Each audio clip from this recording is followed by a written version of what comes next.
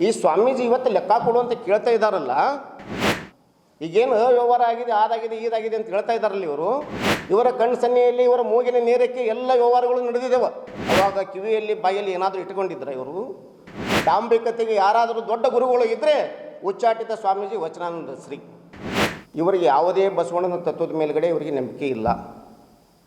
ಬಸವಣ್ಣನ ಫೋಟೋ, ಬೆಳವಡಿ ಮಲ್ಲಮ್ಮನ ಫೋಟೋ, ಕಿತ್ತೂರು ಚೆನ್ನಮ್ಮನ ಫೋಟೋ ಅವೆಲ್ಲವನ್ನು ಬಿಸಿಲಲ್ಲಿ ರೋಡ್ನಲ್ಲಿ ಹಾಕ್ತಾರೆ. ಇವರು ಶಿಲ್ಪಾಶಕ್ತಿ ಜೊತೆಗೆ ಕೂತ್ಕೊಂಡಿದ್ದು, ರಾಜಕಾರಣಿಗಳ ಜೊತೆಗೆ ಕೂತ್ಕೊಂಡಿದ್ದು, ರಾಗಿಣಿ ಜೊತೆಗೆ ಕೂತ್ಕೊಂಡಿದ್ದ ಫೋಟೋಗಳನ್ನ ತಗೊಂಬಂದು ಪ್ರಾಂಗಣದಲ್ಲಿ ಹಾಕ್ತಾರೆ. ಕೈ ಚೆಕ್ಕಿಗೂ ಸಹಿ ಮಾಡಿಲ್ಲ ಅಂತ ಹೇಳ್ತಾರೆ. ತಿಂಗಳಾನುಗಂಟಲೆ ಅಮೆರಿಕ ದೇಶಕ್ಕೆ ಹೆಂಗೆ ಹೋಗ್ತಾರೆ ಇವರು? ಇವರೇನಾದರೂ ಆನ್ಲೈನ್ ಕ್ಲಾಸ್ ನಡೆಸ್ತಾರ? ನಮ್ಮ ಮಠದಲ್ಲಿ ನಿಮಗೊಂದು ಅತ್ಯಂತ ದೌರ್ಭಾಗ್ಯದ ಒಂದು ಘಟನೆ ಅಂದ್ರೆ, ನೀವು ಯಾವುದರ ಕಾರ್ಯಕ್ರಮಕ್ಕೆ ಇವ್ರನ್ನ ಕರೀರಿ, ಫಸ್ಟ್ ಇವ್ರು ಹೇಳ್ತಾರೆ ಎಲ್ಲರೂ ಎದ್ದೇಳ್ರಿ, ಕೈ ಮ್ಯಾಮ್ ಮಾಡಿರಿ, ಕೈ ಅಗಲು ಮಾಡಿರಿ, ಓಂಕಾರ ಹೇಳ್ರಿ, ಉಶ್ವಾಸ ನಿಶ್ವಾಸ ಅದ್ರ ಮೇಲೆ ಲಕ್ಷ್ಯ ಕೊಡಿ. ಇವ್ರ ಲಕ್ಷ್ಯ ಎಲ್ಲ ಫೋನಿನ ಕಡೆ, ಭಕ್ತರದ್ದು ಉಚ್ಛ್ವಾಸ ನಿಶ್ವಾಸದ ಕಡೆ ಲಕ್ಷ್ಯ. ನೋಡಿ ನೀವು, ಭಾಳಷ್ಟು ದೌರ್ಭಾಗ್ಯ ಏನು ಅಂದರೆ, ಬಡ ಅನಾಥ ಮಕ್ಕಳು 60 ಮಂದಿ ವಿದ್ಯಾರ್ಥಿಗಳು ನಮ್ಮ ಮಠದಲ್ಲೇ ಇದ್ದರು. ಒಂದೇ ಒಂದು ದಿನ ದೇವರಾಣಿ ಮಾಡಿ ಹೇಳ್ತಾ ಇದ್ದೀನಿ, ಒಬ್ಬ ಭಕ್ತಗೂ ಒಂದು ದಿನವೂ ಇವರು ಯೋಗಾಸನವನ್ನು ಕಲಿಸಿಲ್ಲ ಮಠದಲ್ಲಿ. ಅಂತ ಒಬ್ಬ ವ್ಯಕ್ತಿ ಬಂದು ಸಭೆ ಸಮಾರಂಭದಲ್ಲಿ ಕೈ ಮ್ಯಾಗ ಮಾಡು, ಕಾಲು ಮ್ಯಾಗ ಮಾಡು. ಒಂದು ದಿನವೂ ಆ 60 ವಿದ್ಯಾರ್ಥಿಗಳಿಗೆ ಯೋಗ ಕಲಿಸ್ಕೊಟ್ಟಿಲ್ಲ, ಆಶೀರ್ವಚನ ಕೊಟ್ಟಿಲ್ಲ, ನಿತ್ಕೊಂಡು ಪ್ರಸಾದ ನೀಡಿಸಿಲ್ಲ. ಸ್ಕೂಲಿಗೆ ಹೋಗಿದ್ದೀರಾ, ಸ್ಕೂಲಿಗೆ ಬಿಟ್ಟಿದ್ದೀರಾ ಕೇಳಿಲ್ಲ. ಅವರ ವೈಯಕ್ತಿಕ ಕೆಲಸಗಳಿಗೆ ಅವರನ್ನು ಉಪಯೋಗ ಮಾಡಿಕೊಳ್ತಾರೆ. ಅದ್ರ ಬಗ್ಗೆ ನಾನು ಮಾತನಾಡಲಿಕ್ಕೆ ನಾನು ಇಷ್ಟಪಡೋದಿಲ್ಲ. ಮಾಡಿದ್ರೆ ಪಾಪ, ಆಡಿದ್ರೆ ಬಾಯಾಗುತ್ತೆ. ಅದಕ್ಕೆ ನನಗೆ ಮಾತಾಡಲಿಕ್ಕೆ ದುಃಖ ಆಗುತ್ತೆ. ನೀವು ಬೇಕಂದ್ರೆ ಬಾಲ್ಯ ಹೊಸೂರು ಸ್ವಾಮೀಜಿಯವ್ರನ್ನ ಕೇಳಿ, ನಮ್ಮ ಸ್ನೇಹಿತರು ಹೇಳಿದರು ಆ ಟೈಪ್ ಏನೋ ಶ್ವಾಸ ಬಿಡೋದು ಆಗಿದ್ದಿಲ್ಲನು ಅಂತ. ಇದೇ ಸ್ವಾಮೀಜಿನ ಒಪ್ಕೊಂಡಿದ್ದಾರೆ, ಇದೇ ಸ್ವಾಮೀಜಿನ ಒಪ್ಕೊಂಡಿದ್ದಾರೆ. ನನಗಿನ್ನು 1 ವರ್ಷ ಟೈಮ್ ಕೊಡಿ, ನಾ ಬಿಡ್ತೇನೆ, ಅದಕ್ಕೇನೋ ಒಂದು ವ್ಯವಸ್ಥೆ ಮಾಡ್ತಾಯಿದ್ದೀನಿ, ಬಿಡ್ತೇನೆ. ಇಲ್ಲಿ ತನಕನೂ ಬಿಡ್ತಾ ಇಲ್ಲ. ನಾವು ಗಟ್ಟಿಗೆ ಹಚ್ಚಿದಾಗ ಈ ಸ್ವಾಮೀಜಿ ಇವತ್ತು ಲೆಕ್ಕ ಕೊಡು ಅಂತ ಕೇಳ್ತಾ ಇದ್ದಾರಲ್ಲ, ಈಗೇನು ಅವ್ಯವಹಾರ ಆಗಿದೆ, ಅದಾಗಿದೆ, ಇದಾಗಿದೆ ಅಂತ ಹೇಳ್ತಾ ಇದ್ದಾರಲ್ಲ ಇವರು, ಸರ್ಕಾರದಿಂದ ದುಡ್ಡು ಬಂದಿದೆ ಅಂತ ಹೇಳ್ತಾ ಇದ್ದಾರಲ್ಲ, ಅವಾಗ ಯಾರಿತ್ತಿದ್ದು? ಇವರ ಕಣ್ಣು ಸನ್ನೆಯಲ್ಲಿ, ಇವರ ಮೂಗಿನ ನೇರಕ್ಕೆ ಎಲ್ಲ ವ್ಯವಹಾರಗಳು ನಡೆದಿದ್ದೇವೆ.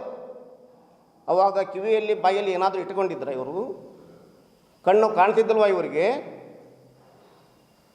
ಇವರ ಮೂಗಿನ ನೇರದಲ್ಲಿನೇ ಅಷ್ಟು ದುಡ್ಡು ಖರ್ಚಾಗಿದೆ.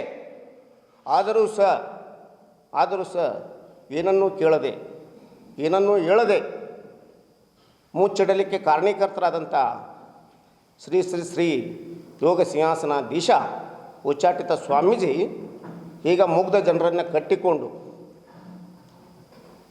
ಅವರ ಮನಸ್ಸಿನಲ್ಲಿ ಪೀಠದ ಬಗ್ಗೆ, ಧರ್ಮದರ್ಶಿಗಳ ಬಗ್ಗೆ, ಸಮಾಜದ ಬಗ್ಗೆ ಕೆಟ್ಟ ಭಾವನೆ ಬರುವಂತೆ ವರ್ತಿಸ್ತಾರಲ್ಲ, ಇವರು ಮನುಷ್ಯನ ಅಥವಾ ಮೃಗನ?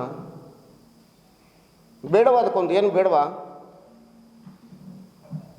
ಇವರೇ ಇದ್ದಾರೆ, ಇದೇನು ದುಡ್ಡು ಆಗಿದೆ, ಬಂದಿದೆ, ಹೋಗಿದೆ ಅಂತ ಹೇಳ್ತಾ ಇದ್ದಾರಲ್ಲ ಇವರೆಲ್ಲರೂ. ಅವಾಗೆಲ್ಲ ಇವರೇ ಇದ್ದಾರೆ. ನಾವು 1 ರೂಪಾಯಿ ಕೈ ಚೆಕ್ಕಿಗೂ ಸಹಿ ಮಾಡಿಲ್ಲ ಅಂತ ಹೇಳ್ತಾರೆ. ತಿಂಗಳಾನುಗಂಟಲೆ ಅಮೆರಿಕ ದೇಶಕ್ಕೆ ಹೆಂಗೆ ಹೋಗ್ತಾರೆ ಇವರು? ಇವರೇನಾದರೂ ಆನ್ಲೈನ್ ಕ್ಲಾಸ್ ನಡೆಸ್ತಾರಾ? ಆನ್ಲೈನ್ ಕ್ಲಾಸ್ ನಡೆಸ್ತಾರೆ ಇವರು? ಇವ್ರಿಗೇನಾದರೂ ಆನ್ಲೈನ್ ಫೀ ಬರುತ್ತಾ?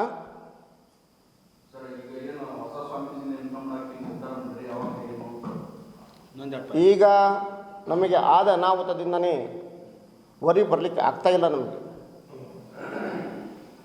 ಹೊರಗೆ ಬರಲಿಕ್ಕೆ ಆಗ್ತಾಯಿಲ್ಲ. ಈಗ ಆ ವಿಚಾರಗಳು ನಮ್ಮ ಕಡೆ ಸದ್ಯ ಇಲ್ಲ.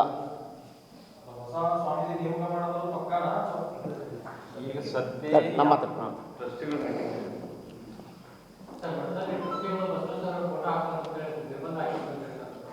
ಸರ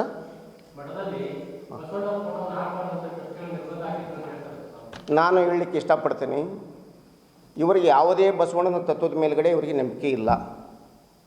ಬಸವಣ್ಣನ ಫೋಟೋ, ಬೆಳವಡಿ ಮಲ್ಲಮ್ಮನ ಫೋಟೋ, ಕಿತ್ತೂರು ಚೆನ್ನಮ್ಮನ ಫೋಟೋ ಅವೆಲ್ಲವನ್ನು ಬಿಸಿಲಲ್ಲಿ ರೋಡ್ನಲ್ಲಿ ಹಾಕ್ತಾರೆ. ಇವರು ಶಿಲ್ಪಾಶಕ್ತಿ ಜೊತೆಗೆ ಕೂತ್ಕೊಂಡಿದ್ದು, ರಾಜಕಾರಣಿಗಳ ಜೊತೆಗೆ ಕೂತ್ಕೊಂಡಿದ್ದು, ರಾಗಿಣಿ ಜೊತೆಗೆ ಕೂತ್ಕೊಂಡಿದ್ದ ಫೋಟೋಗಳನ್ನ ತಗೊಂಬಂದು ಪ್ರಾಂಗಣದಲ್ಲಿ ಹಾಕ್ತಾರೆ. ಇವರು ಯಾವುದೇ ರೀತಿಯ ನಿಜವಾದ ನಂಬಿಕೆ, ಕಾಳಜಿ, ಪ್ರೀತಿ ಇಲ್ಲ. ಚೆನ್ನಮ್ಮನ ಫೋಟೋ ಬಿಸಿಲಾಗ, ಶಿಲ್ಪಾ ಶೆಟ್ಟಿ ನೆರಳಾಗ. ಇವರ ಒಂದು ವೈಚಾರಿಕತೆಗೆ ಹಿಡಿದ ಕನ್ನಡಿ. ಆ ಪೀಠದ ಅಲ್ಲಿ ಅಷ್ಟು ಫೋಟೋ ಹಾಕಿದಾರಲ್ಲ, ಸಮಾಜ ಕಟ್ಟಿದ, ಸಂಘ ಕಟ್ಟಿದ, ಬಸವಣ್ಣನ, ಕಿತ್ತೂರು ಚೆನ್ನಮ್ಮನ, ಬೆಳವಡಿ ಮಲ್ಲಮ್ಮನ, ಕೆಳದಿ ಚೆನ್ನಮ್ಮನ ಯಾವ ಫೋಟೋಗಳು ಇಲ್ಲ. ಡಾಂಬಿಕತೆಗೆ ಯಾರಾದರೂ ದೊಡ್ಡ ಗುರುಗಳು ಇದ್ದರೆ ಉಚ್ಚಾಟಿತ ಸ್ವಾಮೀಜಿ ವಚನಾನಂದ ಶ್ರೀ. ಹೇಳಿ ಸರ್.